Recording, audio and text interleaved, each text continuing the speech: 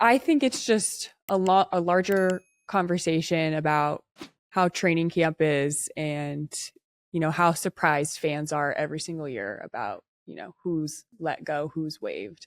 And it's so unfortunate that rosters can only hold 12.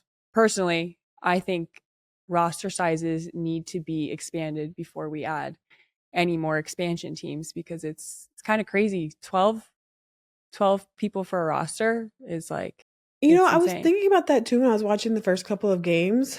Because if you talk about like the analytics going into the season and like who a healthy squad, the likelihood that you have a 100% healthy squad at the beginning of a season is very low. Like Very you're not going to unlikely. have all 12.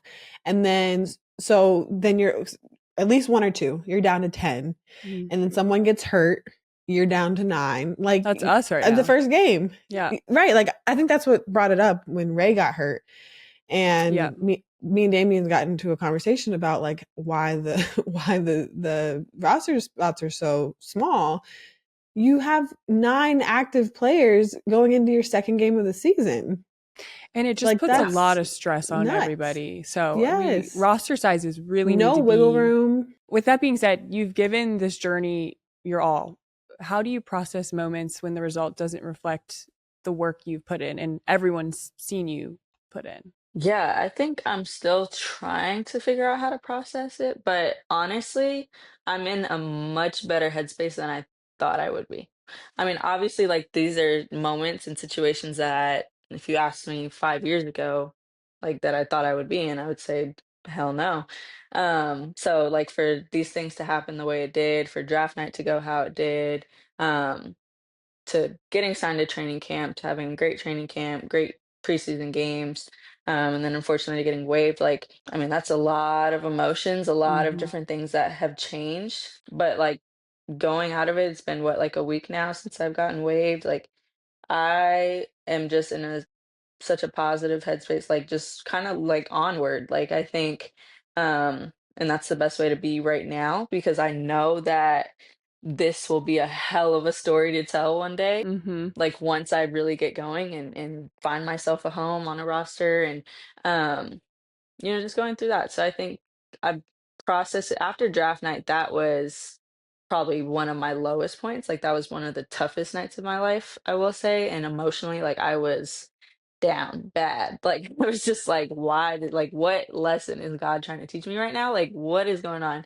Um, because if I had any thought in my mind that I wouldn't get drafted, I wouldn't have went 100%. Like that was just, and of course, being in a light on social media and things like that, where everyone's watching what you're doing, like that didn't help because there was so much negativity coming from there, and it was just kind of, it was like embarrassing in a sense, like, and so it was me trying to process that. Thank God I had my family around me, family, friends, because those like maybe 2 days after draft night like there's a lot of questioning, like questioning myself, questioning should I have not went to Oregon? Should I have stayed? Should I have declared last year? Like all these things. And like once I got the call from Vegas, uh that was like a completely different like perspective. Like that instantly just changed my perspective where I was just like, okay, I can either sit here and feel sorry for myself and try to figure out why all the things went wrong, or I can look forward and really like put my head down and work my ass off in this training camp and just play with a chip on my shoulder and wherever that takes me great, but just knowing that I'm being granted this opportunity to be able to showcase what I can do and just a chance to play in the league, like that was something that it was it made me appreciate basketball even more. It made me appreciate like the experience, the journey. Um, because again, that opportunity not a lot of people get. A lot of people didn't get post draft, like especially others who weren't drafted. Like so I was just thankful. It was just like it was all a sense of gratitude, an attitude of gratitude. And then going through training camp how I did, going through preseason how I did. Like I was just proud of myself. I was like, girl, 2 weeks ago you were questioning if you even want to play and Hmm. play and looking at maybe I should look at a different career, like all that. And it's just like I can't believe now, like looking back at it now and that was only a couple weeks ago, like I couldn't even believe those were thoughts that I was having. Um just because of one moment. Like I couldn't let that one night define, the rest of my career and the rest of my future. And yeah, it's unfortunate, and I know that the reason getting waived was nothing other than there's just not enough space at the moment, for specifically Vegas. But I think that's why I'm in such good spirits, because I know that there's an opportunity that will come elsewhere or at another time or whenever that is. And if that's not this year, then next year, just try again. Like basketball is my passion. That is my life. I give that my all. So right now it's just kind of a waiting game on waiting to get a call from a team, and just making sure I stay ready for whenever that opportunity presents itself. So I'm feeling great. I'm really excited for what's to come, and for what was as well. But yeah, I'm feeling great. And a lot of people were shocked when I was telling them that. And I'm just like, oh, like literally, like I think there was nothing more I could have done, nothing more I could have proven, whatever it was. Like I think that was an opportunity from God to be like, here's your chance to show the world what you can do, show the world that Mhm. you belong. And I knew that I belonged in the league, whatever that looked like, and whoever that was with. So having the chance to be able to show that, I know that'll be rewarding at some point in the near future. Yeah, for sure.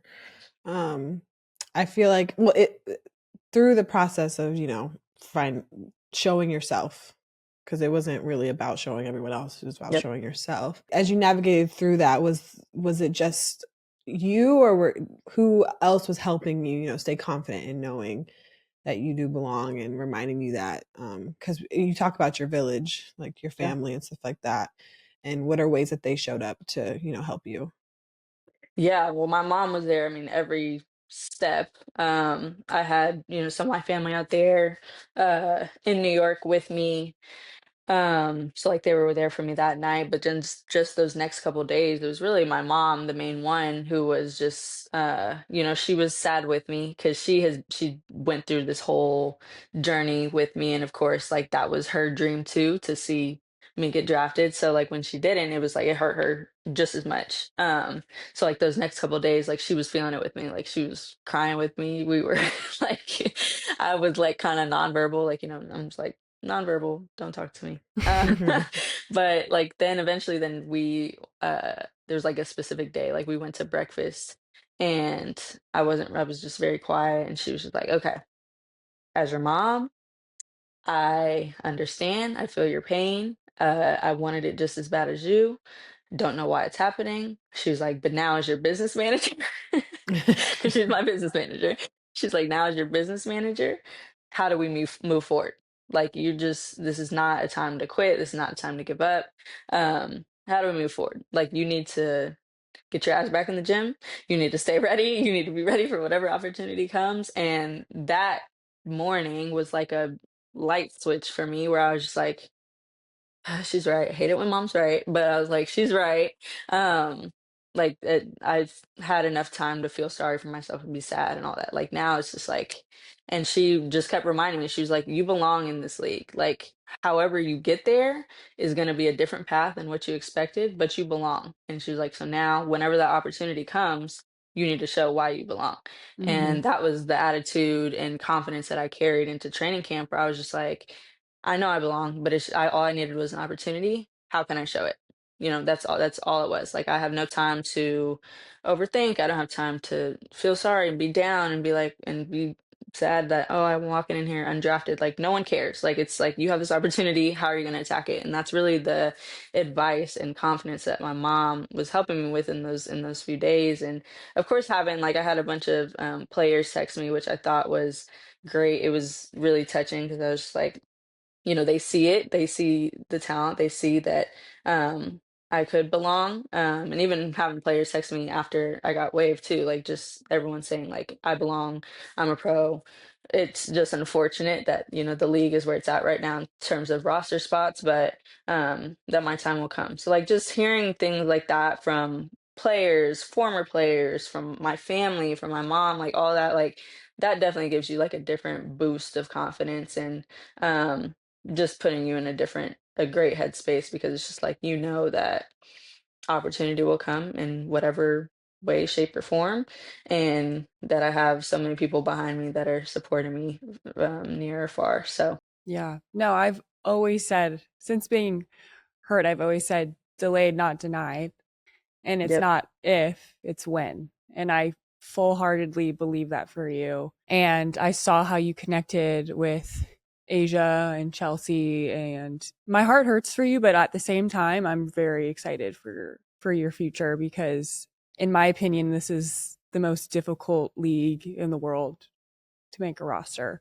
And it's only going to get better, and you're only going to get better. And yeah, I just, fans, I hope, please, fans, if you're listening to this, please keep tuning in, keep supporting Mm-hmm. us. Yes. Like that's what we need to get these roster sizes bigger, because the fact Mm-hmm. that Yep. our girl Deja here is she's so freaking talented. The accolades you received in college, what you've done, you should have no inkling of any sort of, questioning who you are, what type of player you are. Like, this is just what it is, and it's so unfortunate, Yep. but we can only work towards making it better.